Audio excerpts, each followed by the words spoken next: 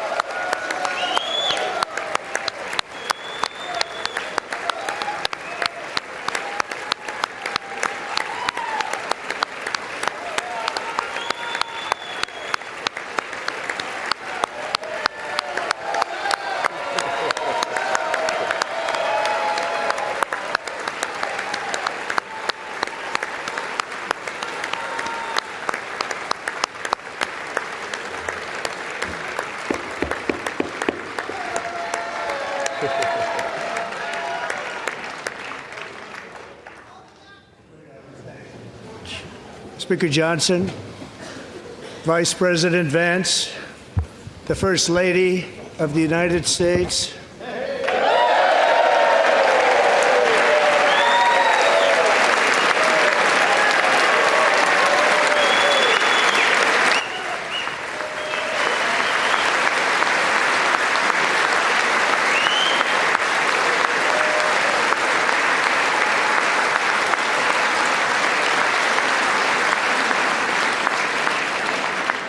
members of the United States Congress, thank you very much. And to my fellow citizens, America is back.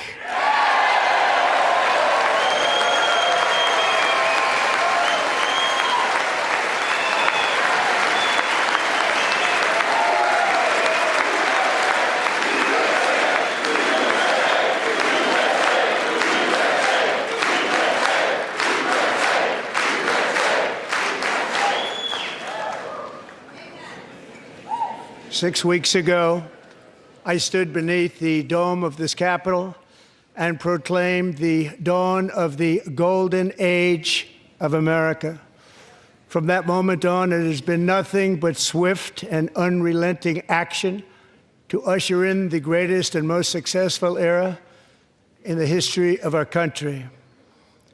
We have accomplished more in 43 days than most administrations accomplished in 4 years or 8 years, and we are just getting started.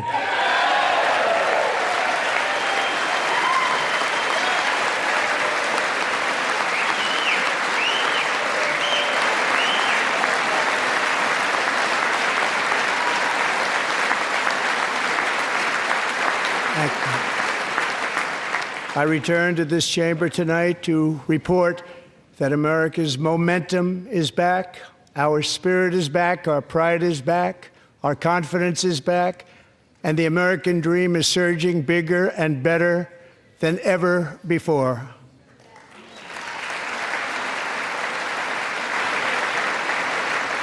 The American dream is unstoppable, and our country is on the verge of a comeback, the likes of which the world has never witnessed and perhaps will never witness again. There's never been anything like it. The presidential election of November 5th was a mandate like has not been seen in many decades. We won all 7 swing states, giving us an electoral college victory of 312 votes.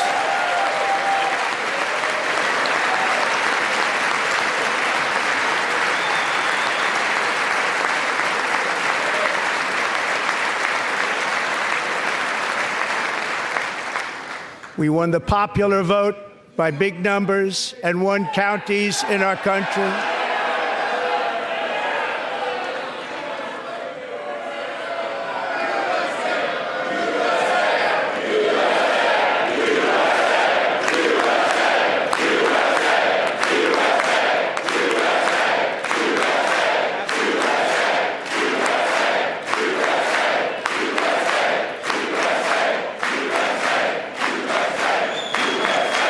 And won counties in our country, 2,700 to 525, on a map that reads almost completely red for Republican.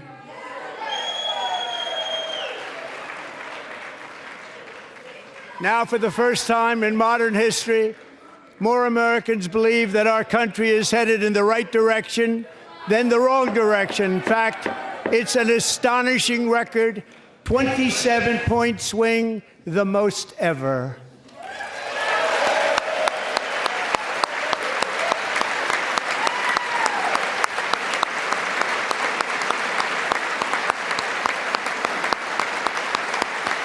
Likewise, small business optimism saw its single largest one-month gain ever recorded, Mr. President. a 41-point jump.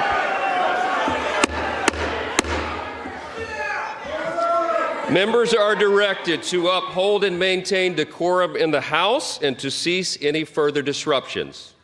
That's your warning.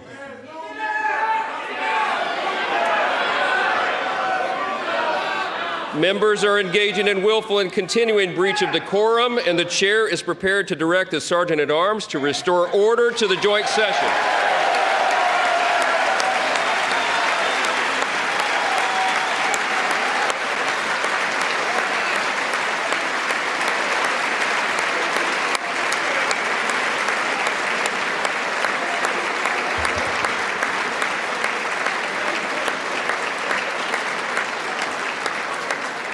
Mr. Green, take your seat.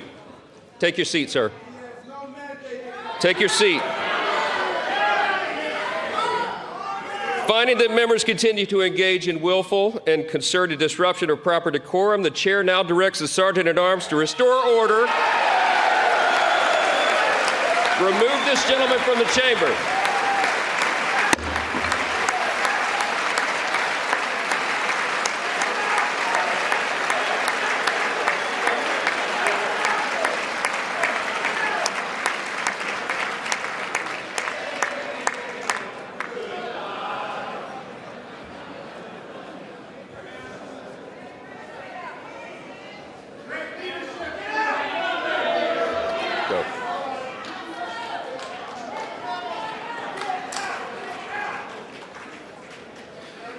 Members are directed to uphold and maintain decorum in the House.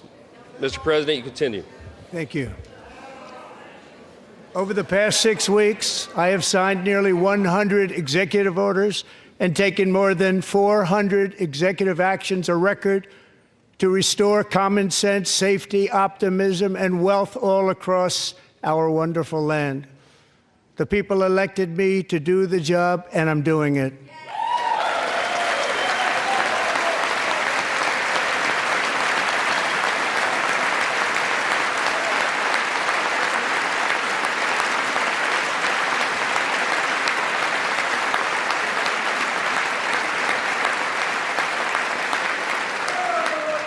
In fact, it has been stated by many that the first month of our presidency, it's our presidency, is the most successful in the history of our nation. By many.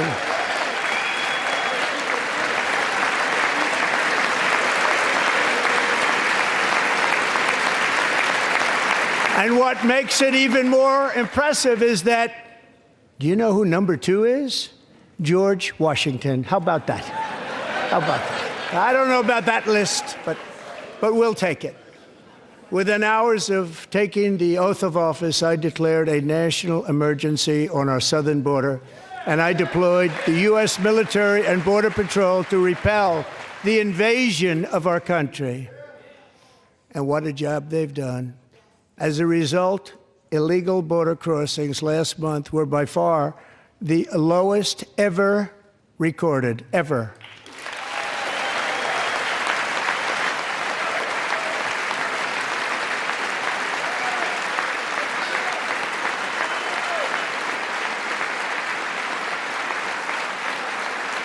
They heard my words and they chose not to come. Much easier that way. In comparison, under Joe Biden, the worst president in American history, there were hundreds of thousands of illegal crossings a month, and virtually all of them, including murderers, drug dealers, gang members, and people from mental institutions and insane asylums, were released into our country. Who would want to do that? This is my 5th such speech to Congress.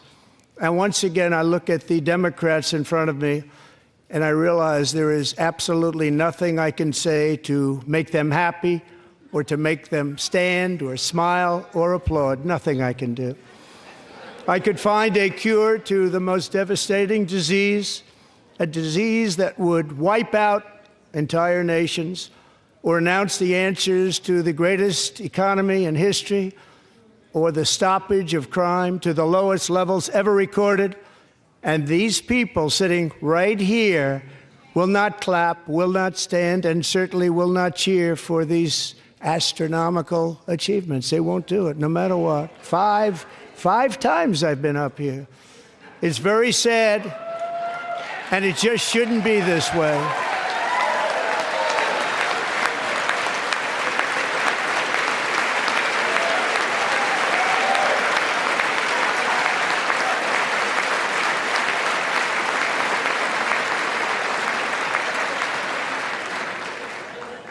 So Democrats sitting before me, for just this one night, why not join us in celebrating so many incredible wins for America? For the good of our nation, let's work together and let's truly make America great again.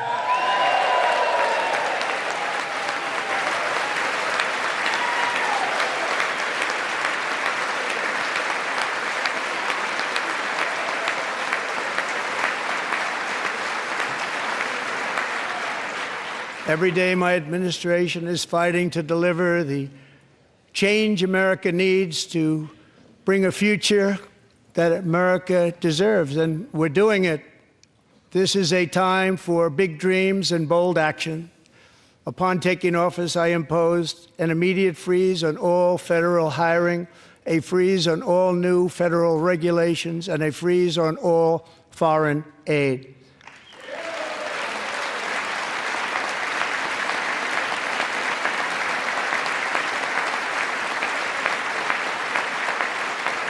I terminated the ridiculous Green New Scam.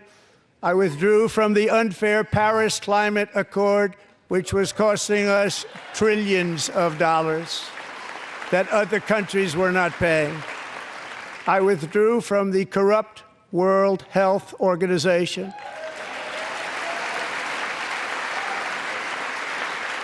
And I also withdrew from the anti-American UN Human Rights Council.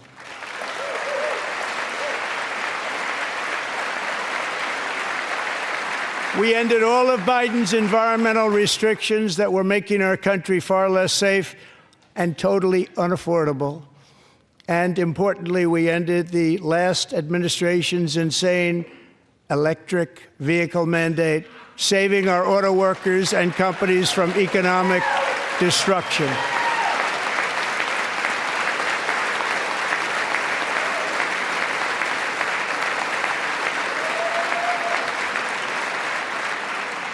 To unshackle our economy, I have directed that for every one new regulation, 10 old regulations must be eliminated, just like I did in my very successful first term.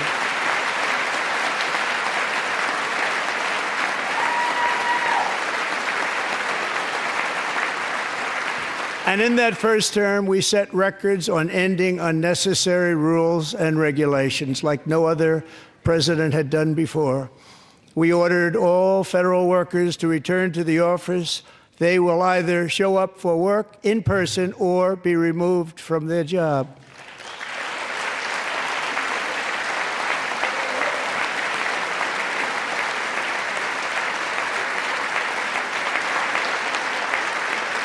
And we have ended weaponized government where, as an example, a sitting president is allowed to viciously prosecute his political opponent, like me. How did that work out? Not too good. Not too good.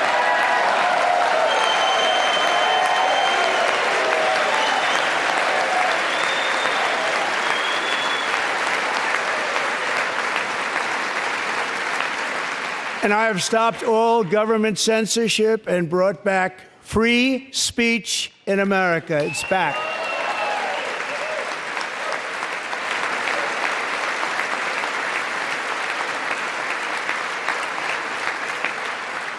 And 2 days ago, I signed an order making English the official language of the United States of America.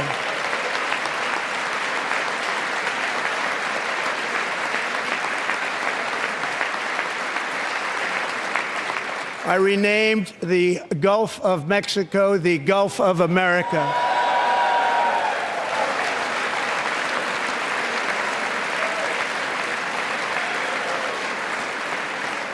And likewise, I renamed, for a great president, William McKinley, Mount McKinley again. Beautiful Alaska. We love Alaska. We've ended the tyranny of so-called diversity, equity, and inclusion policies all across the entire federal government and indeed the private sector and our military. And our country will be woke no longer.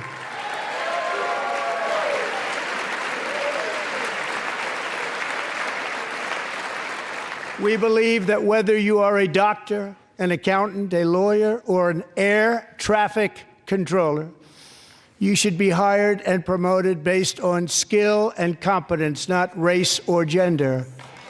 Very important.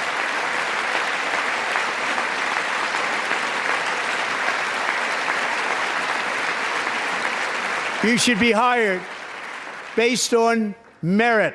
And the Supreme Court, in a brave and very powerful decision, has allowed us to do so. Thank you. Thank you very much. Thank you. We have removed the poison of critical race theory from our public schools, and I signed an order making it the official policy of the United States government that there are only two genders, male and female.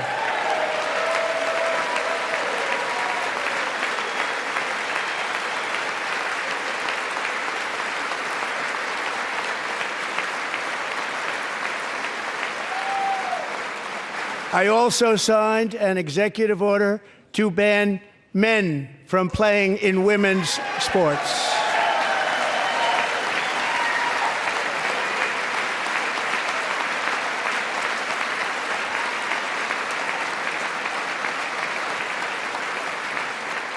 Three years ago, Peyton McNabb was an all-star high school athlete, one of the best, preparing for a future in college sports. But when her girls' volleyball match was invaded by a male, he smashed the ball so hard in Peyton's face, causing traumatic brain injury, partially paralyzing her right side and ending her athletic career. It was a shot like she's never seen before. She's never seen anything like it. Peyton is here tonight in the gallery, and Peyton, from now on, schools will kick the men off the girls' team, or they will lose all federal funding.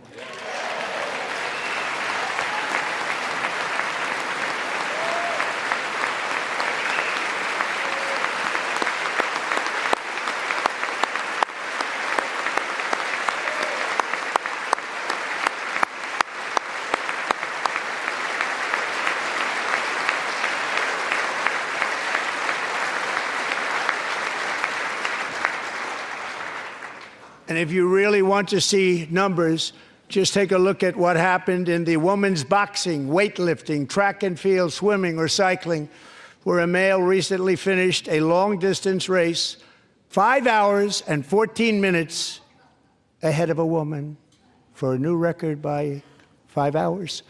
Broke the record by 5 hours. It's demeaning for women, and it's very bad for our country. We're not going to put up with it any longer.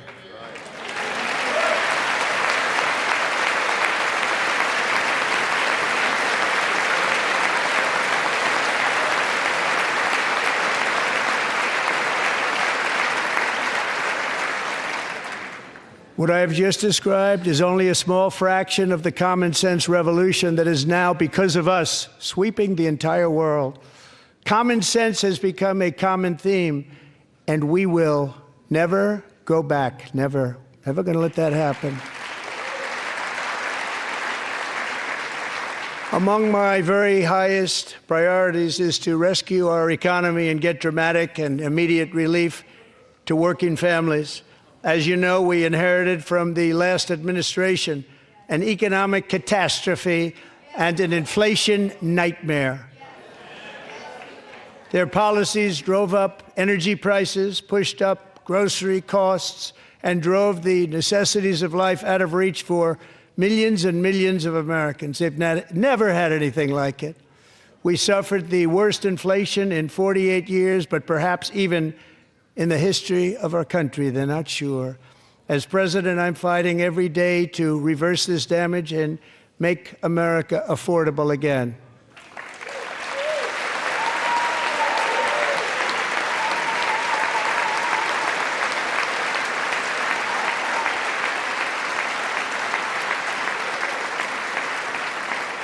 Joe Biden especially let the price of eggs get out of control. The egg price is out of control, and we're working hard to get it back down. Secretary, do a good job on that. You inherited a total mess from the previous administration. Do a good job.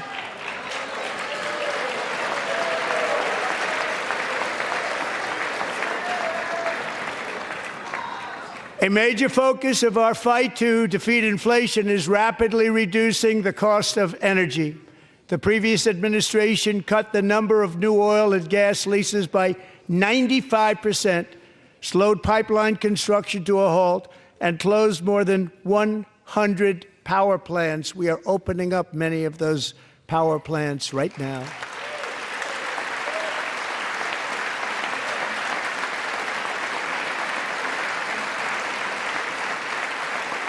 And frankly, we have never seen anything like it. That's why on my first day in office, I declared a national energy emergency.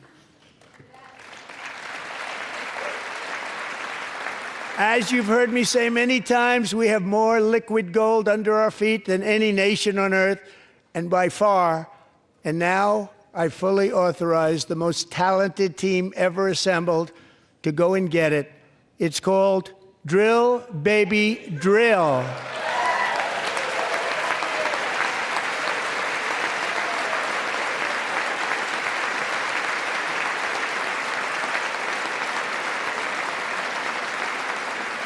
My administration is also working on a gigantic natural gas pipeline in Alaska, among the largest in the world, where Japan, South Korea, and other nations want to be our partner with investments of trillions of dollars each. There's never been anything like that one. It will be truly spectacular. It's all set to go. The permitting is gotten. And later this week, I will also take historic action to dramatically expand production of critical minerals and rare earths here in the USA.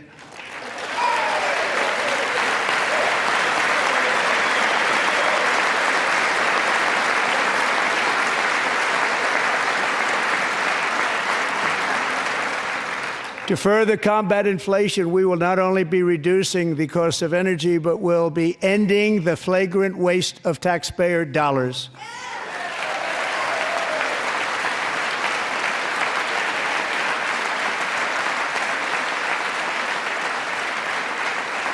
And to that end, I have created the brand new Department of Government Efficiency, DOGE. Perhaps you've heard of it. Perhaps.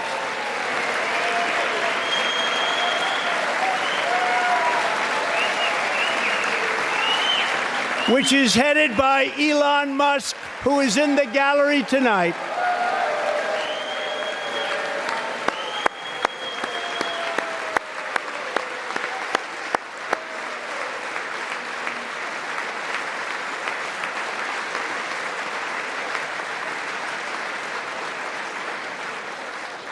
Thank you, Elon. He's working very hard. He didn't need this. He didn't need this.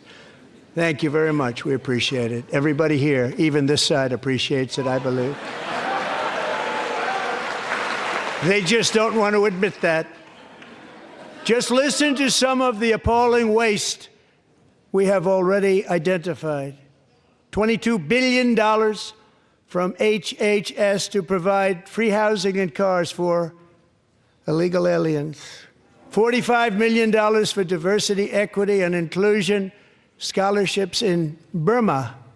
$40 million to improve the social and economic inclusion of sedentary migrants. Nobody knows what that is. $8 million to promote LGBTQI+ in the African nation of Lesotho, which nobody has ever heard of. $60 million for indigenous peoples and Afro-Colombian empowerment in Central America. $60 million. $8 million for making mice transgender. This is real. $32 million for a left-wing propaganda operation in Moldova. $10 million for male circumcision in Mozambique. $20 million for the Arab Sesame Street in the Middle East. It's a program, $20 million for a program. $1.9 billion to recently created Decarbonization of Homes Committee, headed up, and we know she's involved. Just at the last moment, the money was passed over by a woman named Stacey Abrams. Have you ever heard of her? A $3.5 million consulting contract for lavish fish monitoring. $1.5 million for voter confidence in Liberia. $14 million for social cohesion in Mali. $59 million for illegal alien hotel rooms in New York City. He's a real estate developer. He's done very well. $250,000 to increase vegan local climate action innovation in Zambia. $42 million for social and behavior change in Uganda. $14 million for improving public procurement in Serbia. $47 million for improving learning outcomes in Asia. Asia's doing very well with learning. I don't know what we're doing. Should use it ourselves. And $101 million for DEI contracts at the Department of Education, the most ever paid, nothing even like it. Under the Trump administration, all of these scams, and they're far worse, but I didn't think it was appropriate to talk about them. They're so bad.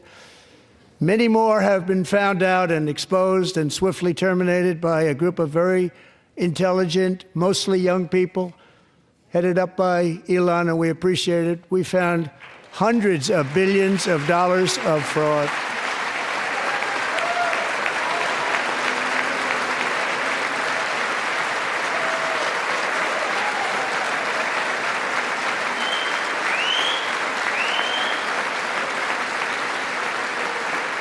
And we've taken back the money and reduced our debt to fight inflation and other things.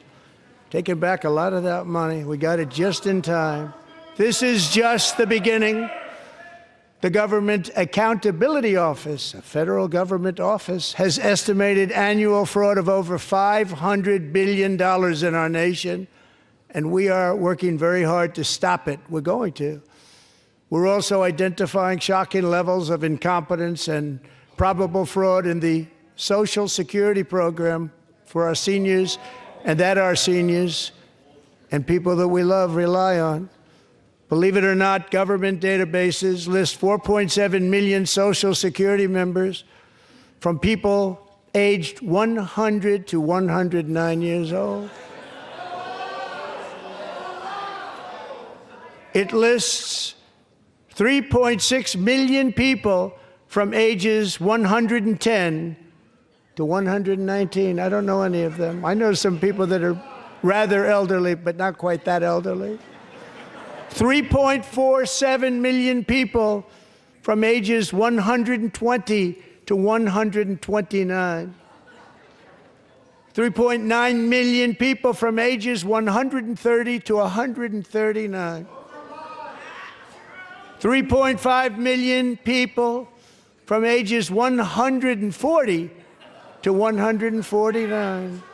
And money is being paid to many of them, and we're searching right now. In fact, Pam, good luck. Good luck.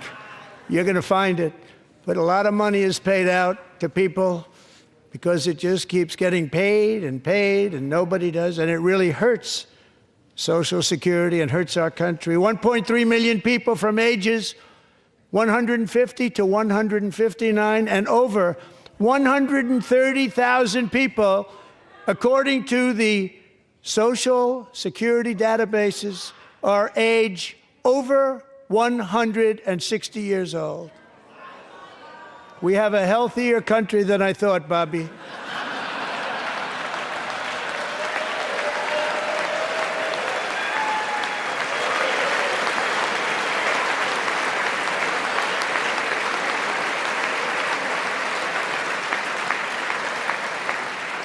Including, to finish, 1,039 people between the ages of 220 and 229 one person between the age of 240 and 249, and one person is listed at 360 years of age. More than 100 years older than our country. But we're going to find out where that money's going, and it's not going to be pretty. By slashing all of the fraud, waste, and theft we can find, we will defeat inflation, bring down mortgage rates, lower car payments and grocery prices, protect our seniors, and put more money in the pockets of American families.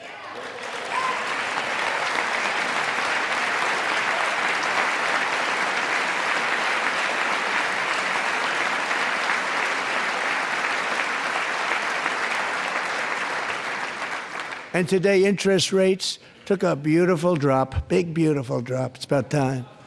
And in the near future, I want to do what has not been done in 24 years, balance the federal budget. We're going to balance it.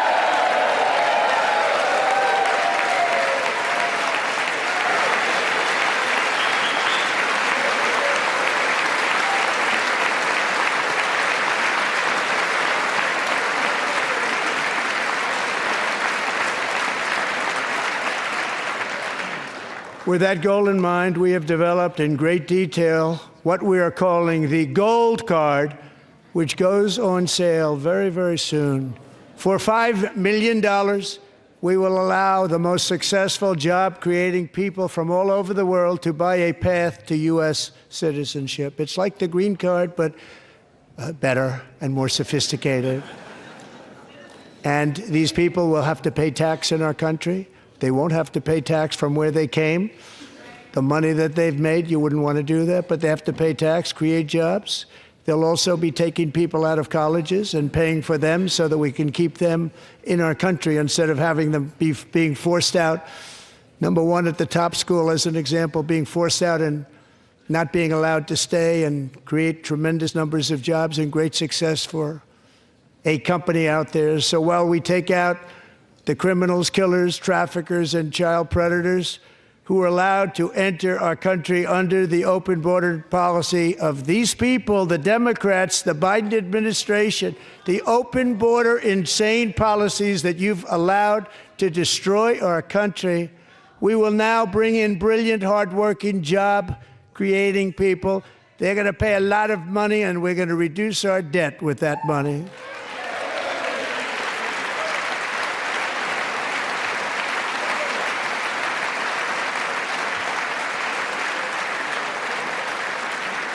Americans have given us a mandate for bold and profound change.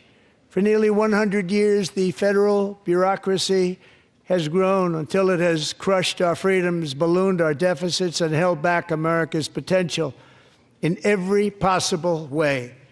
The nation founded by pioneers and risk-takers now drowns under millions and millions of pages of regulations and debt. Approvals that should take 10 days to get instead take 10 years, 15 years, and even 20 years before you're rejected. Meanwhile, we have hundreds of thousands of federal workers who have not been showing up to work. My administration will reclaim power from this unaccountable bureaucracy, and we will restore true democracy to America again.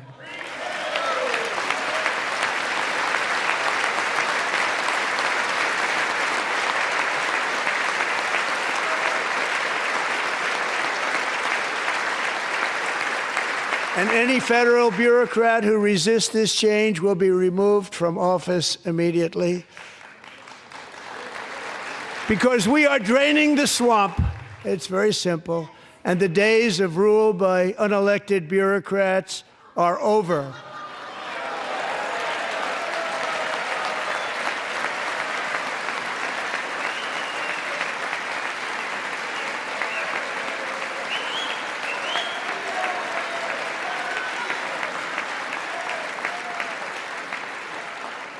And the next phase of our plan to deliver the greatest economy in history is for this Congress to pass tax cuts for everybody. They're in there. They're waiting for you to vote. And I'm sure that the people on my right, I don't mean the Republican right, but my right here, I'm sure you're going to vote for those tax cuts, because otherwise I don't believe the people will ever vote you into office. So I'm doing you a big favor by telling you that. But I know this group is going to be voting for the tax.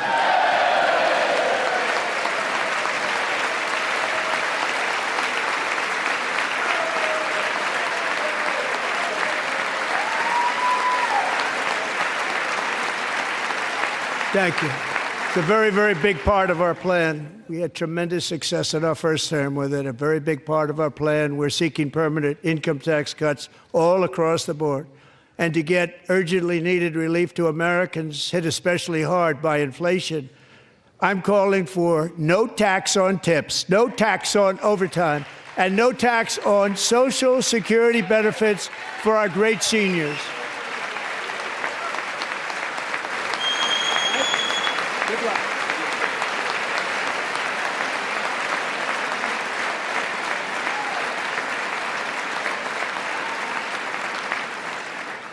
And I also want to make interest payments on car loans tax deductible, but only if the car is made in America.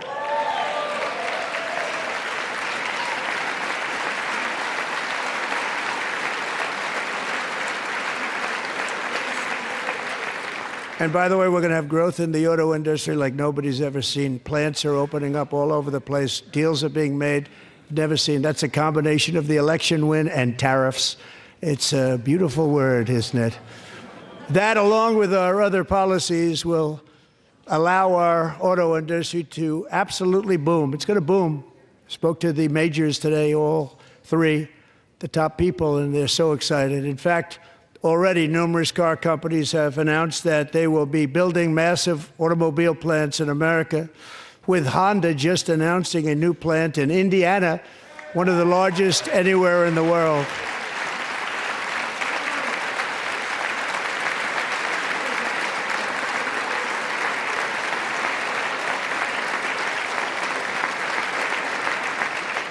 And this has taken place since our great victory on November 5th, a date which will hopefully go down as one of the most important in the history of our country.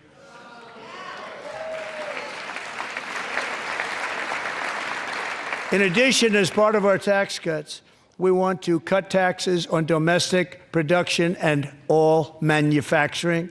And just as we did before, we will provide 100% expensing. It will be retroactive to January 20th, 2025.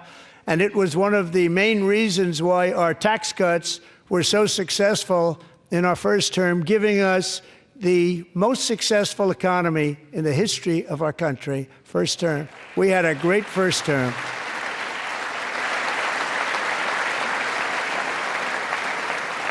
If you don't make your product in America, however, under the Trump administration, you will pay a tariff, and in some cases, a rather large one.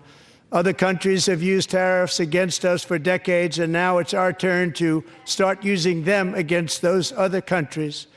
On average, the European Union, China, Brazil, India, Mexico, and Canada, have you heard of them? And countless other nations charge us tremendously higher tariffs than we charge them. It's very unfair. India charges us auto tariffs higher than 100%. China's average tariff on our products is twice what we charge them. And South Korea's average tariff is 4 times higher. Think of that, 4 times higher. And we give so much help militarily and in so many other ways to South Korea, but that's what happens. This is happening by friend and foe.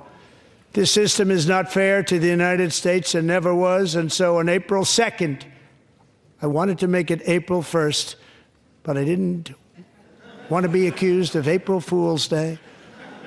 That's not, just one day cost us a lot of money.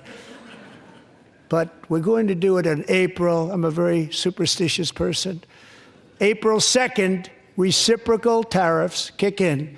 And whatever they tariff us, other countries, we will tariff them. That's reciprocal, back and forth. Whatever they tax us, we will tax them.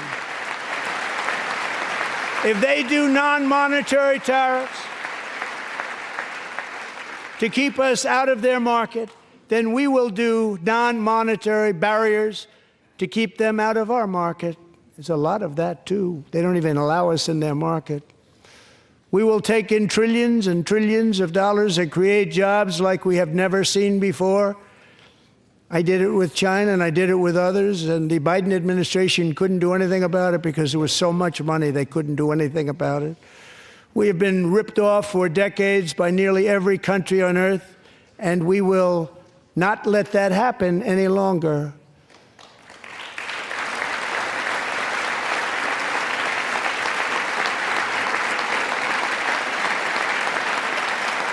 Much has been said over the last 3 months about Mexico and Canada, but we have very large deficits with both of them. But even more importantly, they've allowed fentanyl to come into our country at levels never seen before, killing hundreds of thousands of our citizens and many very young, beautiful people, destroying families. Nobody's ever seen anything like it.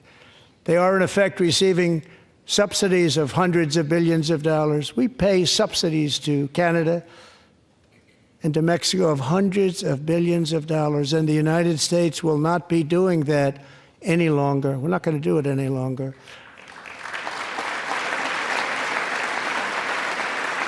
Thanks to our America First policies we're putting into place, we have had $1.7 trillion of new investment in America in just the past few weeks. The combination of the election and our economic policies that people of SoftBank, one of the most brilliant anywhere in the world, announced a $200 billion investment. OpenAI and Oracle, Larry Ellison, announced $500 billion investment, which they wouldn't have done if Kamala had won. Apple announced $500 billion investment. Tim Cook called me. He said, I cannot spend it fast enough. It's going to be much higher than that, I believe. They'll be building their plants here instead of in China. And just yesterday, Taiwan Semiconductor, the biggest in the world, most powerful in the world, has a tremendous amount, 97% of the market, announced a $165 billion investment to build the most powerful chips on earth right here in the USA.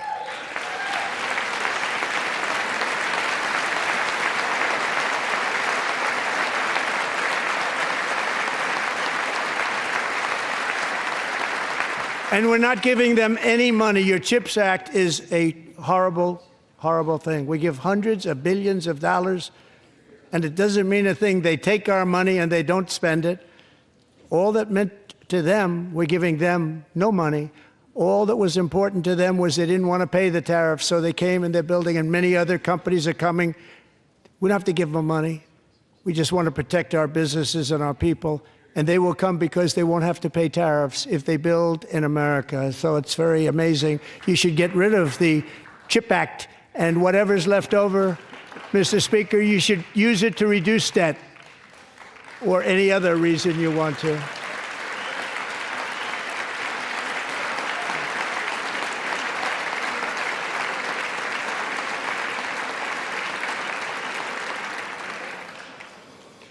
Our new trade policy will also be great for the American farmer. I love the farmer, who will now be selling into our home market, the USA, because nobody is going to be able to compete with you. Because there's goods that come in from other countries and companies. They're really in a bad position in so many different ways. They're uninspected. They may be very dirty and disgusting, and they come in and they pour in, and they hurt our American farmers. The tariffs will go on agricultural product coming into America, and our farmers, starting on April 2nd, it may be a little bit of an adjustment period. We had that before when I made the deal with China, $50 billion of purchases, and I said, just bear with me, and they did. They did. Probably have to bear with me again, and this will be even better. That was great. The problem with it was that Biden didn't enforce it. He didn't enforce it. $50 billion of purchases, and we were doing great, but Biden did not enforce it, and it hurt our farmers. But our farmers are going to have a field day right now. So to our farmers, have a lot of fun. I love you too. I love you too. It's all going to happen.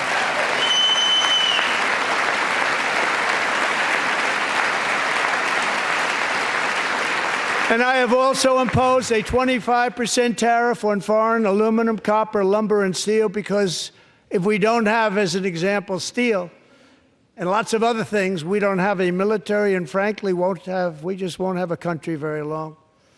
Here today is a proud American steelworker, fantastic person from Decatur, Alabama, Jeff Denard. Has been working at the same steel plant for 27 years in a job that has allowed him to serve as the captain of his local volunteer fire department, raise 7 children with his beautiful wife, Nicole, and over the years provide a loving home for more than 40 foster children. So great, Jeff.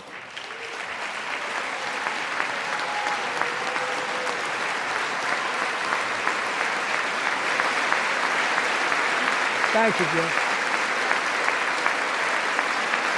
Thank you, Jeff.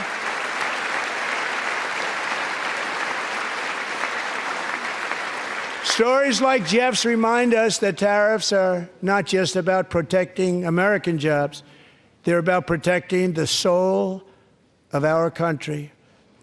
Tariffs are about making America rich again and making America great again, and it's happening, and it will happen rather quickly. There'll be a little disturbance, but we're okay with that. It won't be much. No, you're not. Oh. And look where Biden took us. Very low, the lowest we've ever been. Jeff, I want to thank you very much. And I also want to recognize another person who has devoted herself to foster care community. She works so hard on it. A very loving person, our magnificent First Lady of the United States.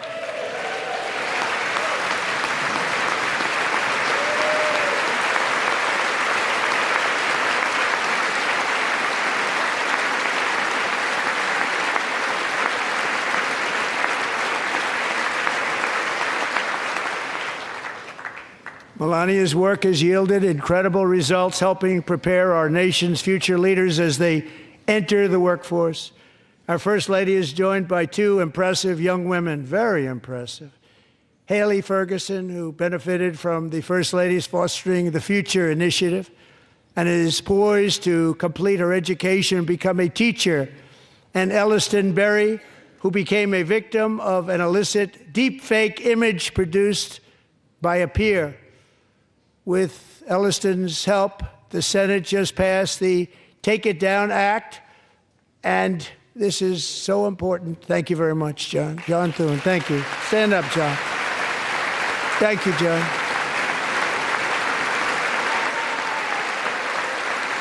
Thank you all very much.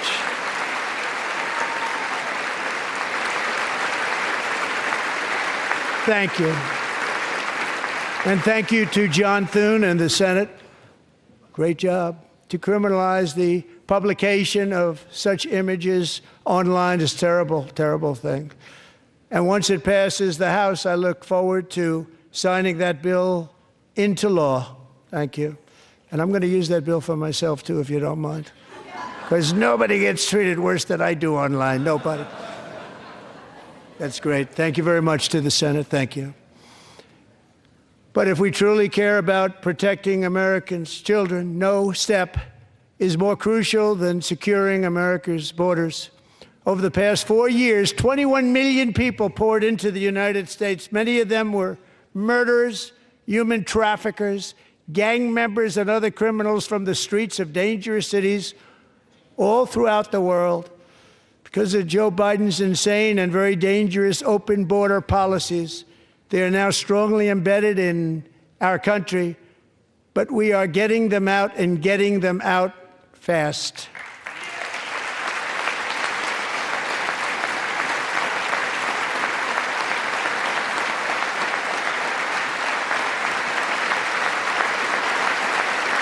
And I want to thank Tom Homan and Christy. I want to thank you and Paul of Border Patrol. I want to thank you. What a job they've all done. Everybody, Border Patrol, ICE, law enforcement in general is incredible. We have to take care of our law enforcement. Have to.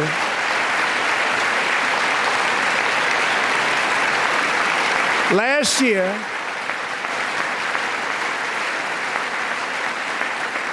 a brilliant 22-year-old nursing student named Laken Riley, the best in her class, admired by everybody, went out for a jog on the campus of the University of Georgia. That morning, Laken was viciously attacked, assaulted, beaten, brutalized, and horrifically murdered. Laken was stolen from us by a savage illegal alien gang member who was arrested while trespassing across Biden's open southern border and then set loose into the United States under the heartless policies of that failed administration. It was indeed a failed administration. He had then been arrested and released in a Democrat-run sanctuary city, a disaster, before ending the life of this beautiful young angel. With us this evening are Laken's beloved mother, Allison, and her sister, Lauren.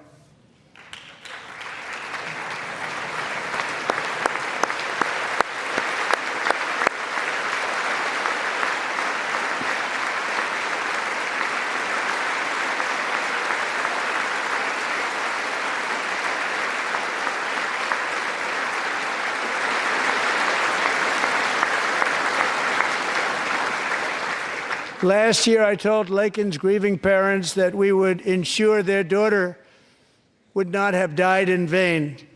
That's why the very first bill I signed into law as your 47th president mandates the detention of all dangerous criminal aliens who threaten public safety. It's a very strong, powerful act.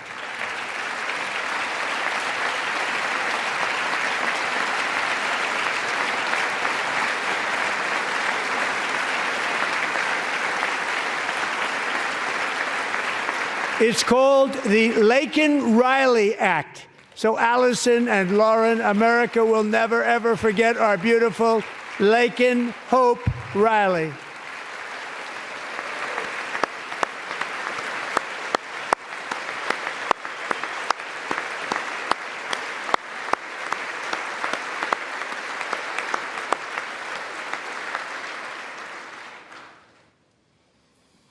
Thank you very much.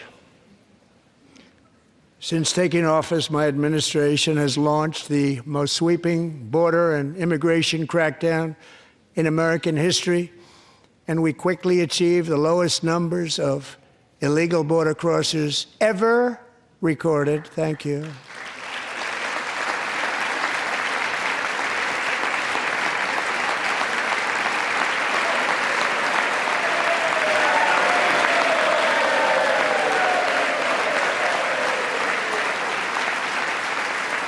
The media and our friends in the Democrat Party kept saying we needed new legislation, we must have legislation to secure the border.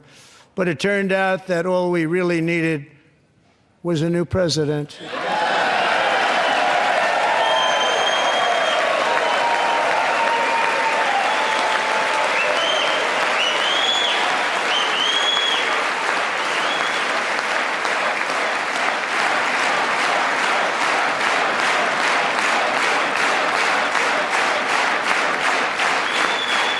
Thank you. Joe Biden didn't just open our borders, he flew illegal aliens over them to overwhelm our schools, hospitals, and communities throughout the country. Entire towns like Aurora, Colorado, and Springfield, Ohio, buckled under the weight of the migrant occupation and corruption like nobody's ever seen before. Beautiful towns destroyed. Now, just as I promised in my inaugural address, we are achieving the great liberation of America.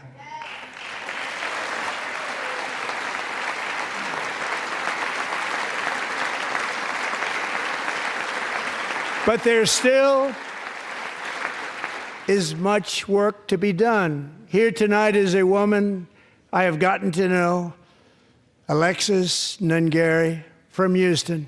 Wonderful woman. Last June, Alexis's 12-year-old daughter, her precious Jocelyn, walked to a nearby convenience store. She was kidnapped, tied up, assaulted for 2 hours under a bridge, and horrifically murdered. Arrested and charged with this heinous crime are two illegal alien monsters from Venezuela, released into America by the last administration through their ridiculous open border. The death of this beautiful 12-year-old girl and the agony of her mother and family touched our entire nation greatly. Alexis, I promised that we would always remember your daughter, your magnificent daughter, and earlier tonight I signed an order keeping my word to you. One thing I have learned about Jocelyn is that she loved animals so much. She loved nature.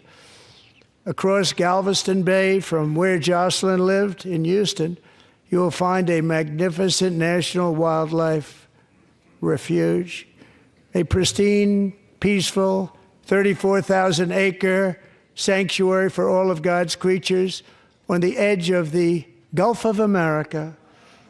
Alexis, moments ago, I formally renamed that refuge in loving memory of your beautiful daughter, Jocelyn. So, Mr. Vice President, if you would, may I have the order?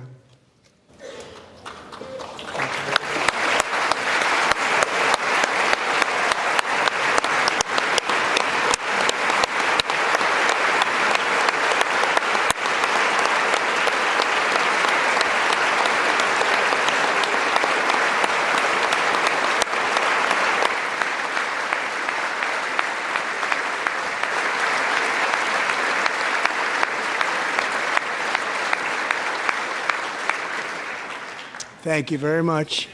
All three savages charged with Jocelyn and Lakin's murders were members of the Venezuelan prison gang, the toughest gang, they say, in the world, known as Tren de Aragua.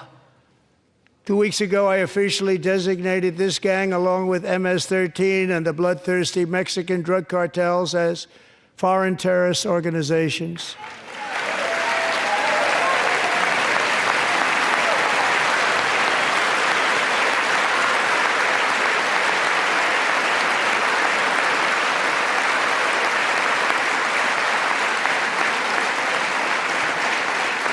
They are now officially in the same category as ISIS, and that's not good for them.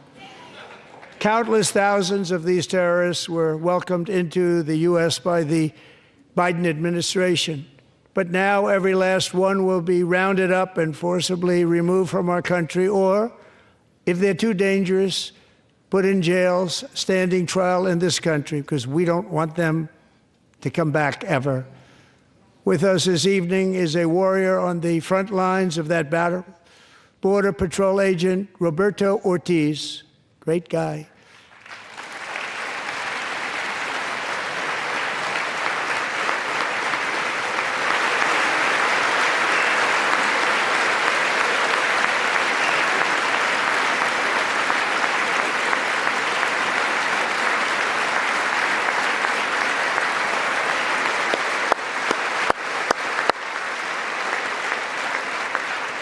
In January, Roberto and another agent were patrolling by the Rio Grande near an area known as Cartel Island. Doesn't sound too nice to me.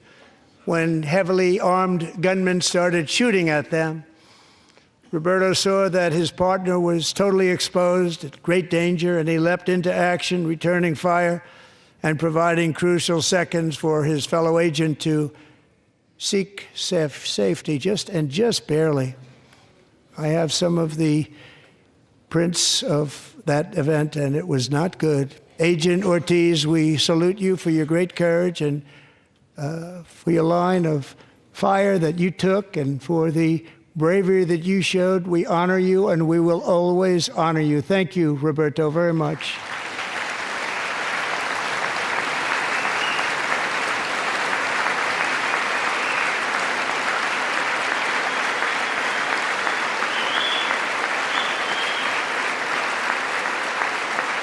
Thank you, Roberto.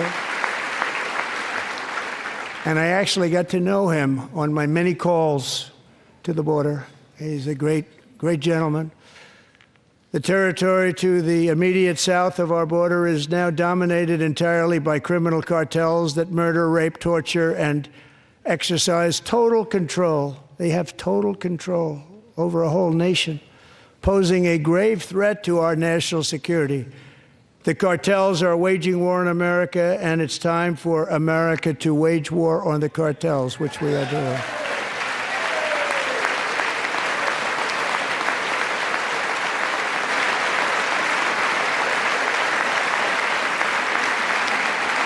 Five nights ago, Mexican authorities, because of our tariff policies being imposed on them, think of this, handed over to us 29 of the biggest cartel leaders in their country. That has never happened before. They want to make us happy. First time ever. But we need Mexico and Canada to do much more than they've done, and they have to stop the fentanyl and drugs pouring into the USA. They're going to stop it. I have sent Congress a detailed funding request laying out exactly how we will eliminate these threats to protect our homeland and complete the largest deportation operation in American history, larger even than current record holder President Dwight D. Eisenhower, a moderate man, but someone who believed very strongly in borders. Americans expect Congress to send me this funding without delay so I can sign it into law. So, Mr. Speaker, John Thune, both of you, I hope you're going to be able to do that, Mr. Speaker. Thank you. Mr. Leader, thank you. Thank you very much. And let's get it to me. I'll sign it so fast, you won't even believe it.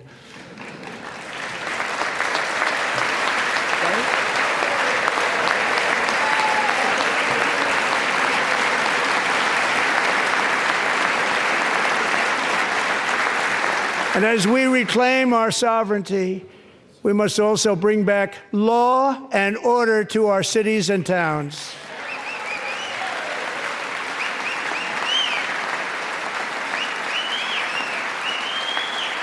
In recent years, our justice system has been turned upside down by radical left lunatics. Many jurisdictions virtually ceased enforcing the law against dangerous repeat offenders while weaponizing law enforcement against political opponents like me. My administration has acted swiftly and decisively to restore fair, equal, and impartial justice under the constitutional rule of law, starting at the FBI and the DOJ. Pam, good luck. Cash, wherever you may be, good luck. Good luck. Pam Bond. Good luck. So important. Going to do a great job. Cash, thank you. Thank you, Cash.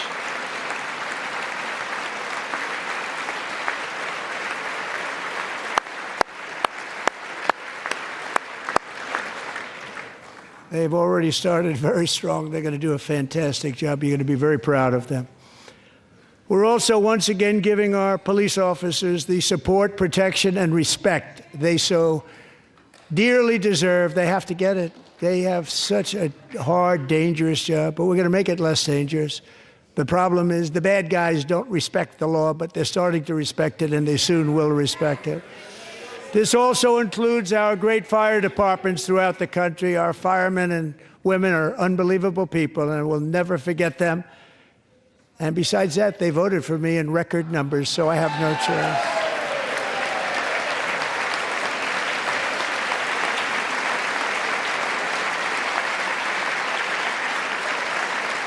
One year ago this month, 31-year-old New York police officer Jonathan Diller, unbelievably wonderful person and a great officer, was gunned down at a traffic stop on Long Island. I went to his funeral. The vicious criminal charged with his murder had 21 prior arrests, and they were rough arrests, too. He was a real bad one. The thug in the seat next to him had 14 prior arrests, and went by the name of Killer. He was Killer. He killed other people, they say, a lot of them.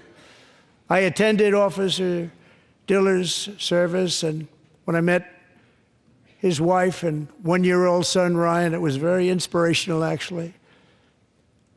His widow's name is Stephanie, and she is here tonight. Stephanie, thank you very much, Stephanie. Thank you very much.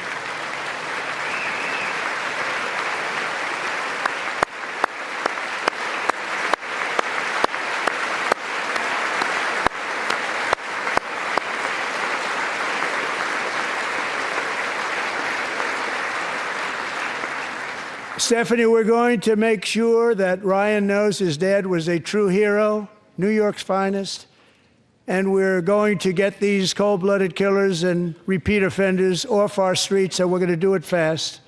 Got to stop it. They get out with 28 arrests. They push people into subway trains. They hit people over the head, back of the head with baseball bats. We got to get them out of here.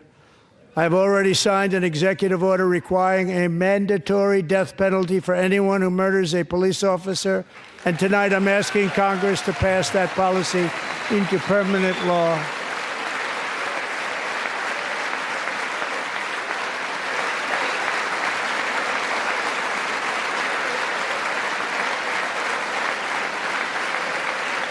I'm also asking for a new crime bill getting tough on repeat offenders while enhancing protections for America's police officers so they can do their jobs without fear of their lives being totally destroyed.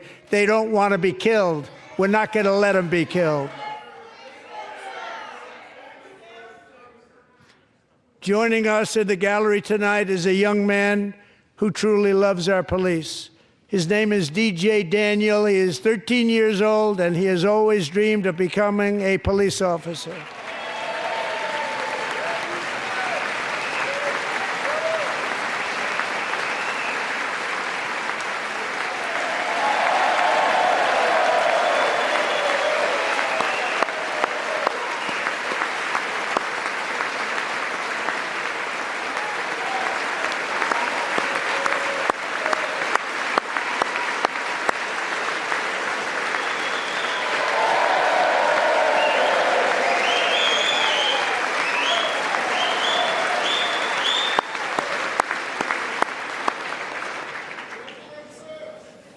But in 2018, DJ was diagnosed with brain cancer. The doctors gave him 5 months at most to live. That was more than 6 years ago.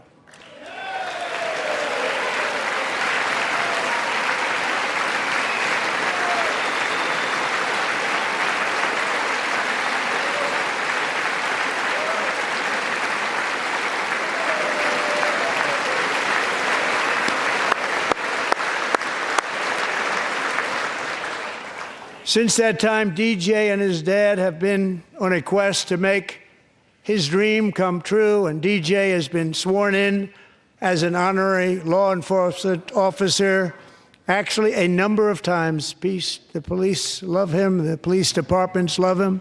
And tonight, DJ, we're going to do you the biggest honor of them all. I am asking our new Secret Service Director, Sean Curran, to officially make you an agent of the United States Secret Service.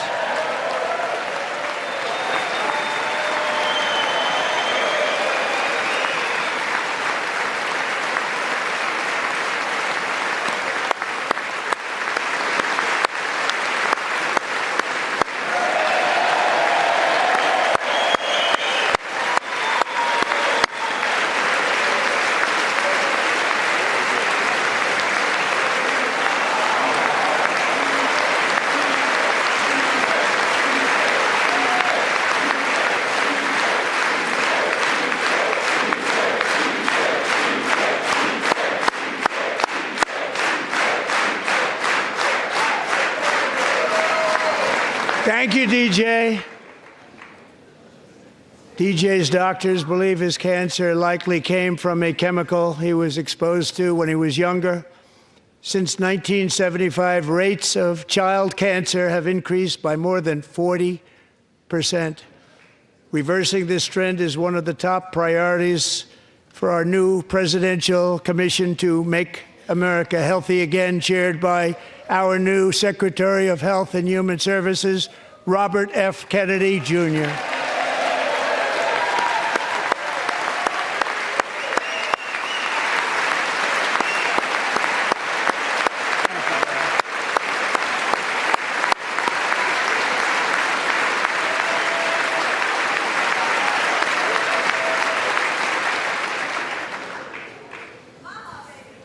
With the name Kennedy, you would have thought everybody over here would have been cheering.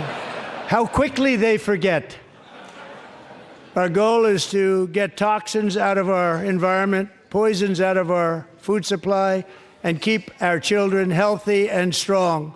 As an example, not long ago, and you can't even believe these numbers, 1 in 10,000 children had autism, 1 in 10,000. And now it's 1 in 36. There's something wrong. 1 in 36. Think of that. So we're going to find out what it is, and there's nobody better than Bobby and all of the people that are working with you. You have the best to figure out what is going on. Okay, Bobby? Good luck. It's a very important job. Thank you. Go get him.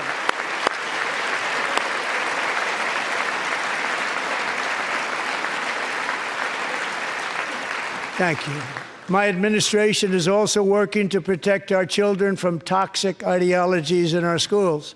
A few years ago, January, Little John and her husband discovered that their daughter's school had secretly, socially transitioned their 13-year-old little girl.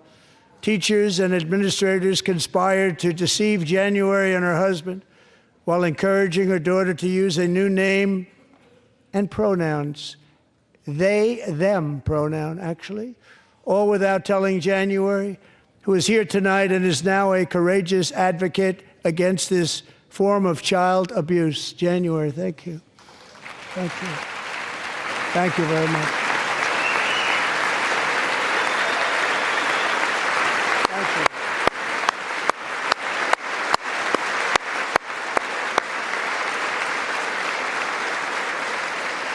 Thank you. Thank you. Stories like this are why, shortly after taking office, I signed an executive order banning public schools from indoctrinating our children with transgender ideology.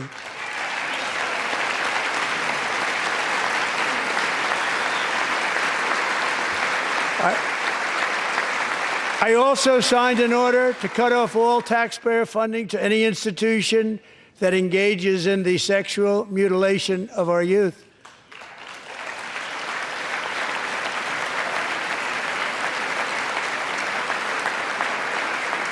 And now I want Congress to pass a bill permanently banning and criminalizing sex changes on children and forever ending the lie that any child is trapped in the wrong body.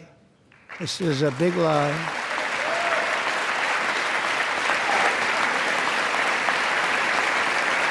And our message to every child in America is that you are perfect exactly the way God made you.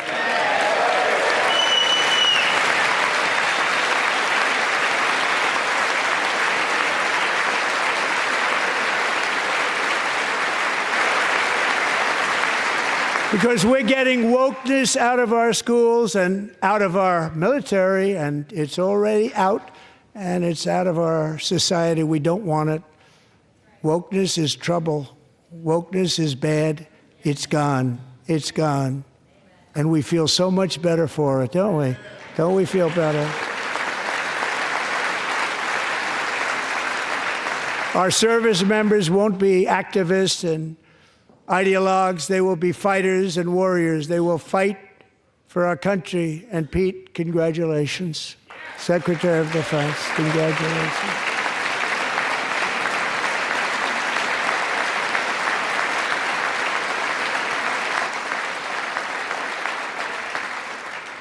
And he's not big into the woke movement, I can tell you. I know him well. I am pleased to report that in January, the U.S. Army had its single best recruiting month in 15 years, and that all armed services are having among the best recruiting results ever in the history of our services. What a difference.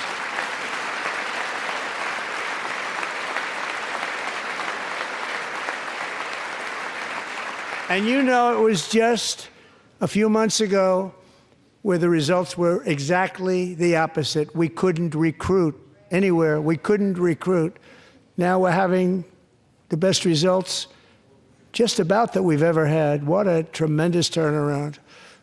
It's really a beautiful thing to see. People love our country again. It's very simple. They love our country, and they love being in our military again. So it's a great thing, and thank you very much. Great job. Thank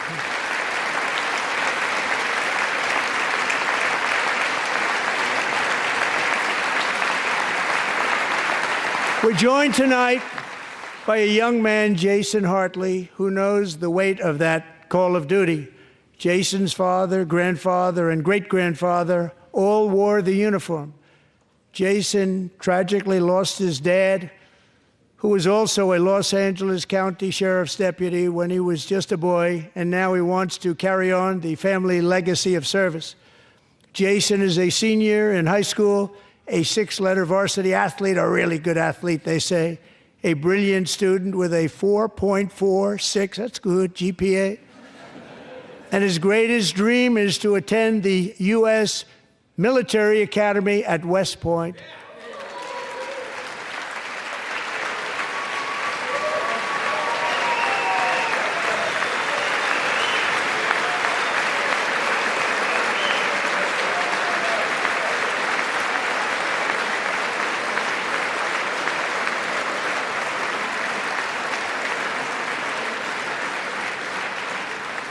And Jason, that's a very big deal getting in. That's a hard one to get into. But I'm pleased to inform you that your application has been accepted. You will soon be joining the Corps of Cadets.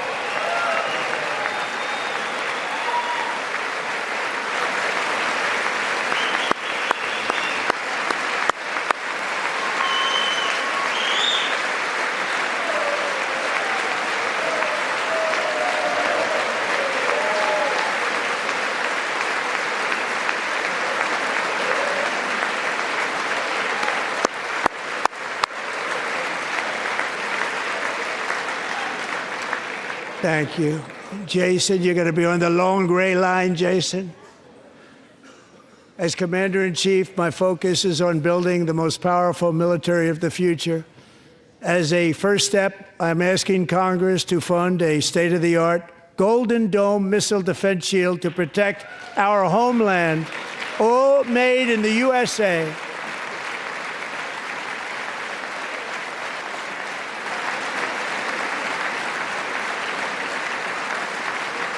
And Ronald Reagan wanted to do it long ago, but the technology just wasn't there, not even close. But now we have the technology. It's incredible, actually. And other places, they have it. Israel has it. Other places have it.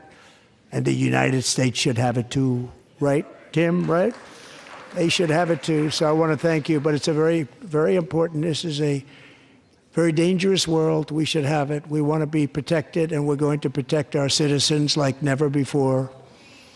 To boost our defense industrial base, we are also going to resurrect the American shipbuilding industry, including commercial shipbuilding and military shipbuilding.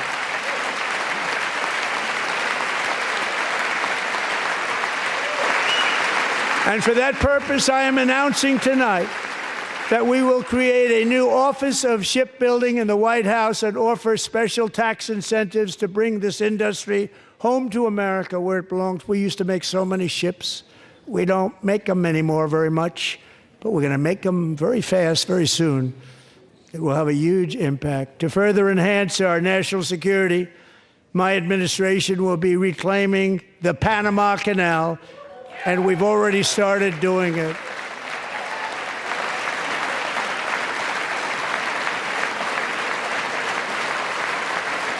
Just today, a large American company announced they are buying both ports around the Panama Canal and lots of other things having to do with the Panama Canal and a couple of other canals. The Panama Canal was built by Americans for Americans, not for others, but others could use it. But it was built at tremendous cost of American blood and treasure. 38,000 workers died building the Panama Canal. They died of malaria. They died of snake bites and mosquitoes. Not a nice place to work. They paid them very highly to go there, knowing there was a 25% chance that they would die. The most expensive project also that was ever built in our country's history, if you bring it up to modern day costs. It was given away by the Carter administration for $1, but that agreement has been violated very severely. We didn't give it to China. We gave it to Panama, and we're taking it back.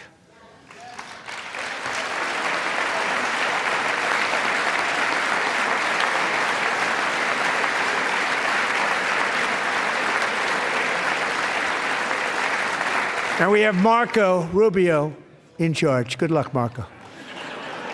Now, we know who to blame if anything goes wrong. Marco's been amazing, and he's going to do a great job. Think of it. He got 100 votes. You know, he was approved with actually 99, but the 100th was this gentleman, and I feel very certain. So let's assume he got 100 votes. And I'm either very, very happy about that or I'm very concerned about it. But he's already proven. I mean, he's a great gentleman. He's respected by everybody, and we appreciate you voting for Marco. He's going to do a fantastic job. Thank you. Thank you. He's doing a great job. Great job. And I also have a message tonight for the incredible people of Greenland. We strongly support your right to determine your own future. And if you choose, we welcome you into the United States of America. We need Greenland for national security and even international security, and we're working with everybody involved to try and get it. But we need it really for international world security, and I think we're going to get it. One way or the other, we're going to get it. We will keep you safe. We will make you rich, and together we will take Greenland to heights like you have never thought possible before. It's a very small population, but very, very large piece of land and very, very important for military security. America is once again standing strong against the forces of radical Islamic terrorism. 3.5 years ago, ISIS terrorists killed 13 American service members and countless others in the Abbey Gate bombing during the disastrous and incompetent withdrawal from Afghanistan. Not that they were withdrawing, it was the way they withdrew. Perhaps the most embarrassing moment in the history of our country. Tonight, I am pleased to announce that we have just apprehended the top terrorist responsible for that atrocity, and he is right now on his way here to face the swift sword of American justice.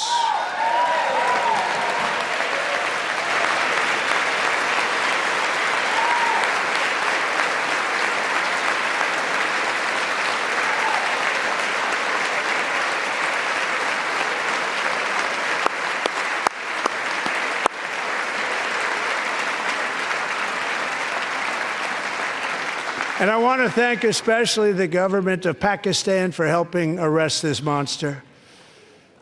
This was a very momentous day for those 13 families who I actually got to know very well, most of them, whose children were murdered, and the many people that were so badly, over 42 people, so badly injured on that fateful day in Afghanistan. What a horrible day. Such incompetence was shown.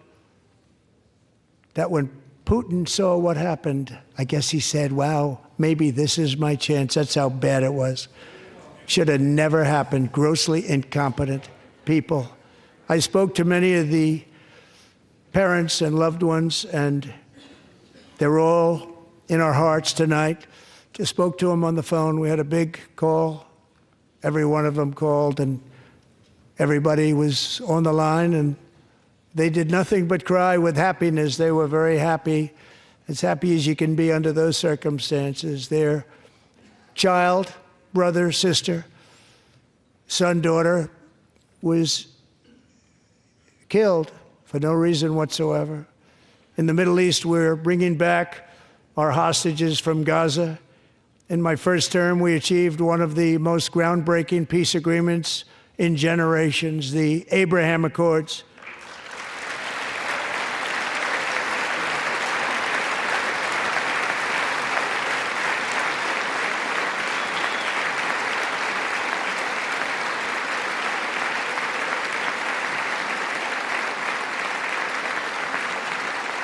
And now we're going to build on that foundation to create a more peaceful and prosperous future for the entire region. A lot of things are happening in the Middle East. People have been talking about that so much lately with everything going on with Ukraine and Russia. But a lot of things are happening in the Middle East. It's a rough neighborhood, actually. I'm also working tirelessly to end the savage conflict in Ukraine. Millions of Ukrainians and Russians have been needlessly killed or wounded in this horrific and brutal conflict with no end in sight. The United States has sent hundreds of billions of dollars to support Ukraine's defense with no security, with no anything.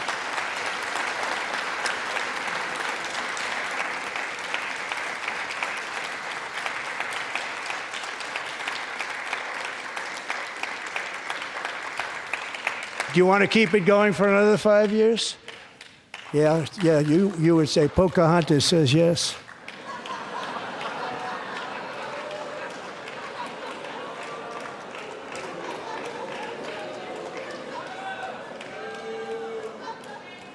$2,000 people are being killed every single week.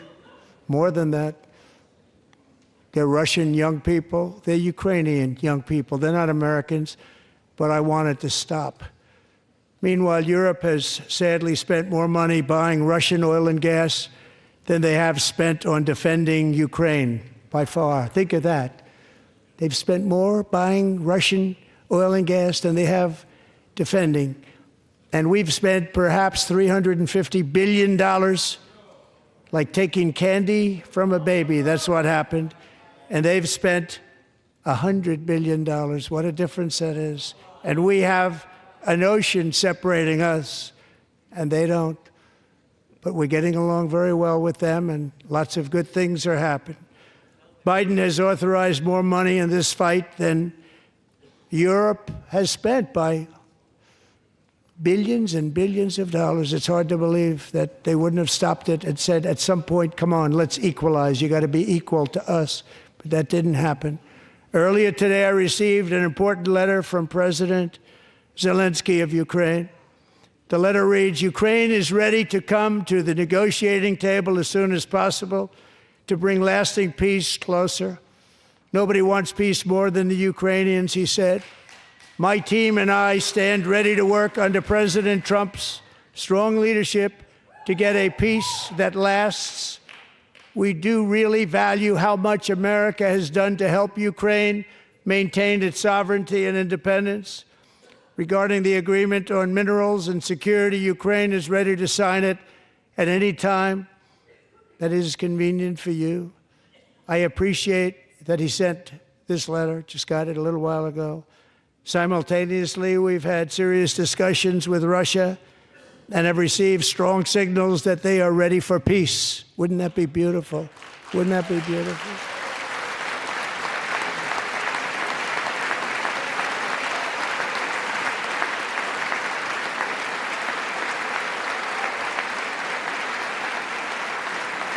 Wouldn't that be beautiful?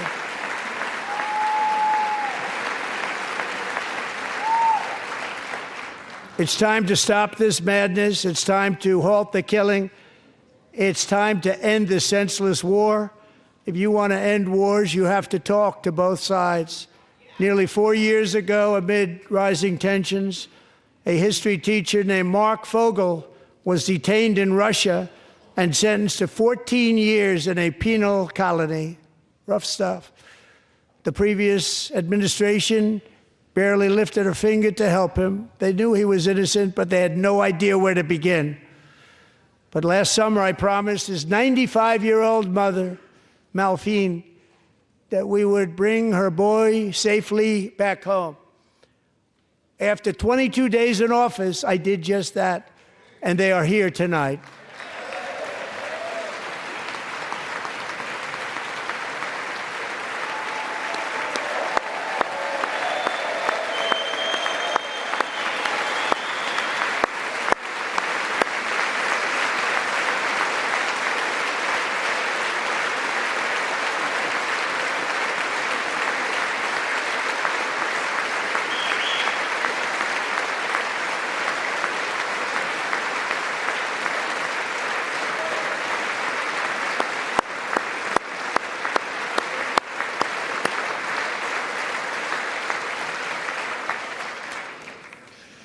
To Mark and his great mom, we are delighted to have you safe and sound and with us.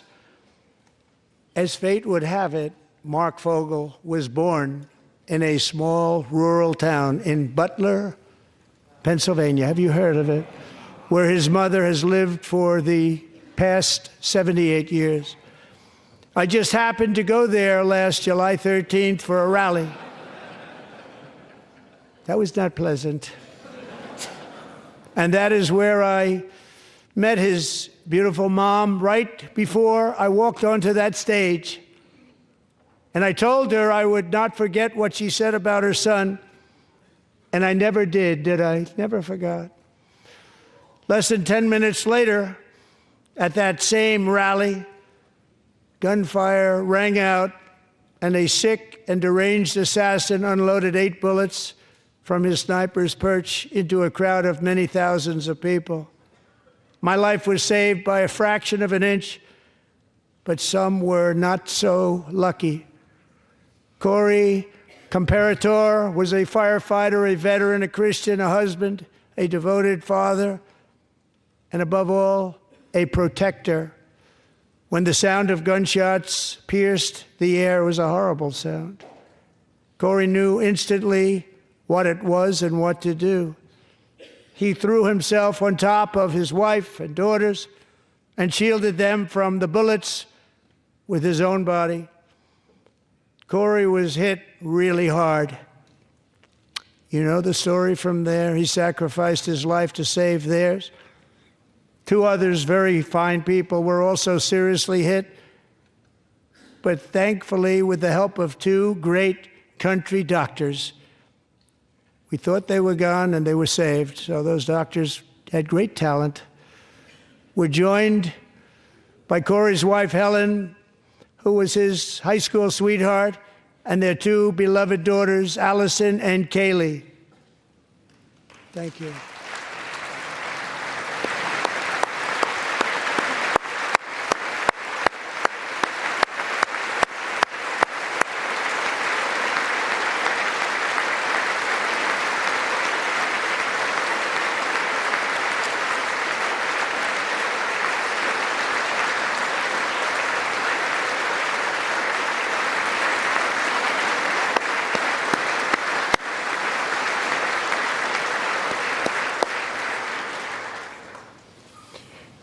To Helen, Allison, and Kaylee, Corey is looking down on his 3 beautiful ladies right now, and he is cheering you on. He loves you. He is cheering you on. Corey was taken from us much too soon, but his destiny was to leave us all with a shining example of the selfless devotion of a true American patriot. It was love like Corey's that built our country, and it's love like Corey's that is going to make our country more majestic than ever before. I believe that my life was saved that day in Butler for a very good reason.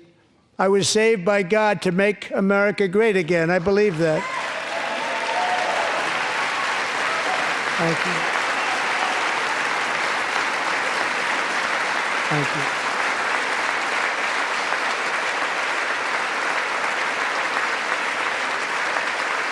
Thank you.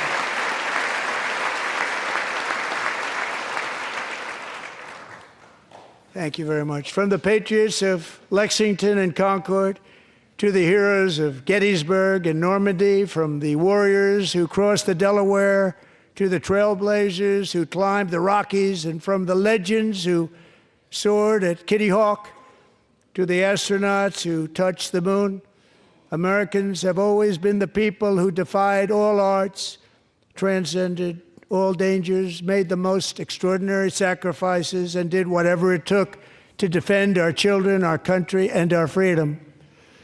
And as we have seen in this chamber tonight, that same strength, faith, love, and spirit is still alive and thriving in the hearts of the American people.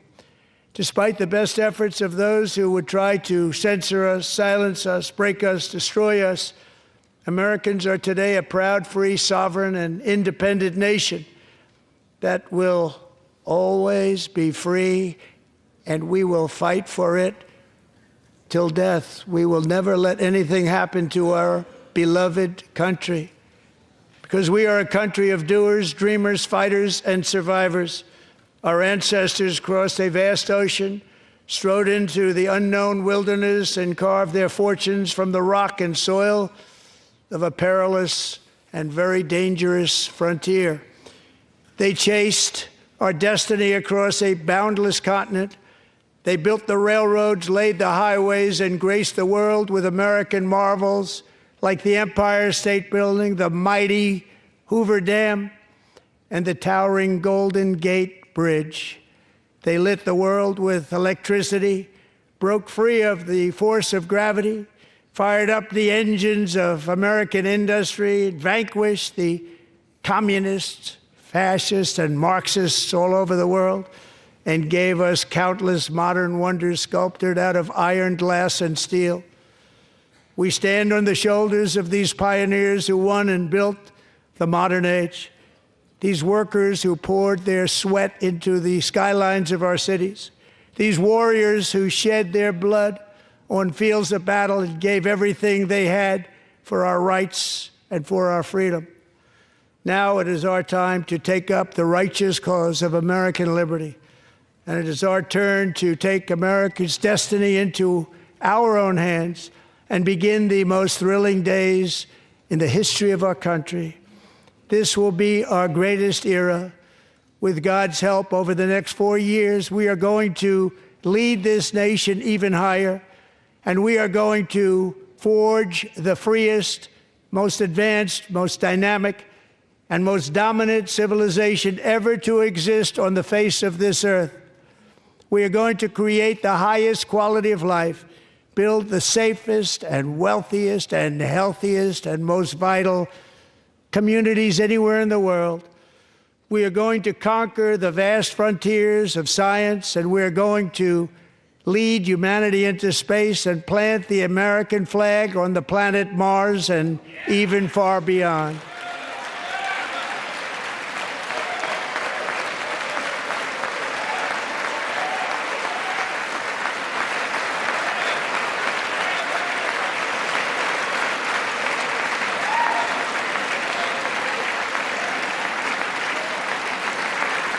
And through it all, we are going to rediscover the unstoppable power of the American spirit. And we are going to renew unlimited promise of the American dream. Every single day, we will stand up and we will fight, fight, fight for the country our citizens believe in and for the country our people deserve.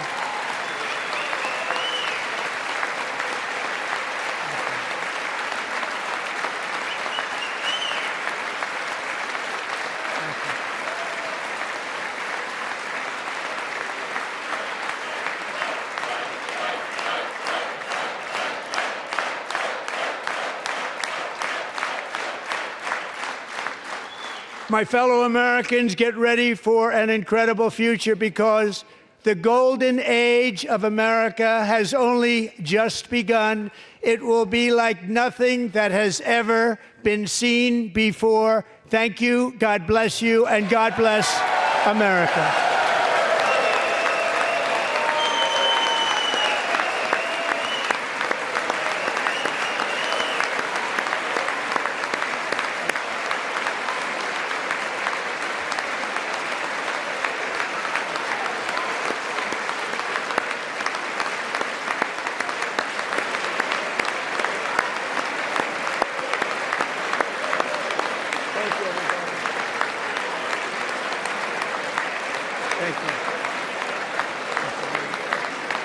Thank you very much. Thank you very much.